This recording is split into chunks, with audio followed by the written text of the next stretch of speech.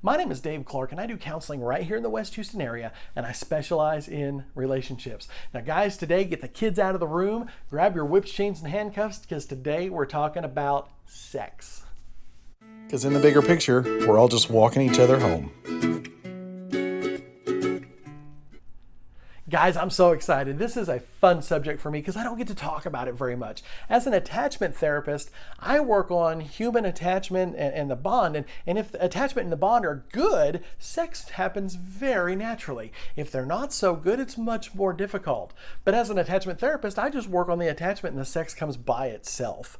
So this is fun for me to talk about. Guys, today I'm going to talk about the 3 main rules of sex. There's probably more, but here are the 3 main ones, all right? Number 1, it must be consensual. Now that seems like a no-brainer, and there seems like no gray area there. You either have consent or you don't. Here's the problem. There is kind of a gray area, and let me give you the examples. Example number 1, you have your all-inners, man. We're going to do this. We're all in. Let's do it. Then you have your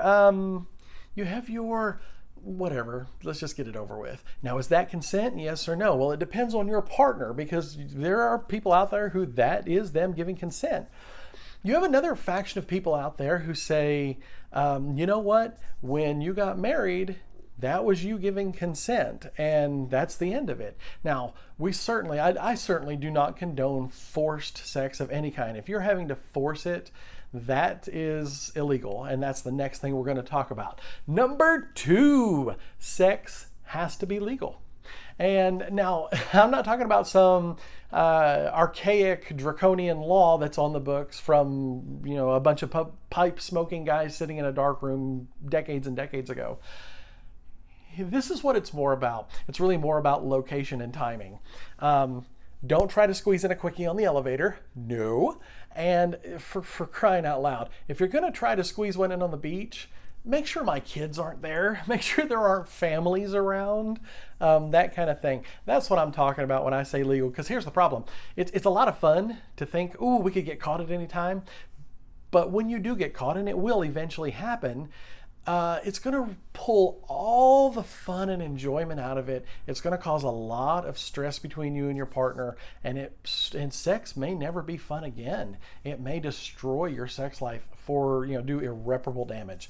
Number 3, sex must be consensual, it must be legal, and it must do no harm. Now, right now, kink is really in with the 50 Shades of Grey and all that.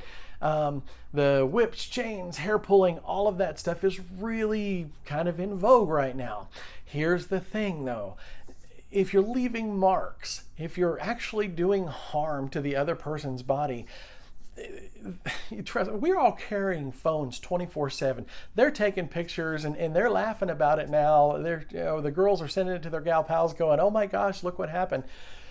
As soon as your partner is no longer happy with you, as soon as there's a problem, those pictures become State's Exhibit A. They become public record, and you will regret ever doing that. Trust me, I'm talking from my chair, from the counselor's chair.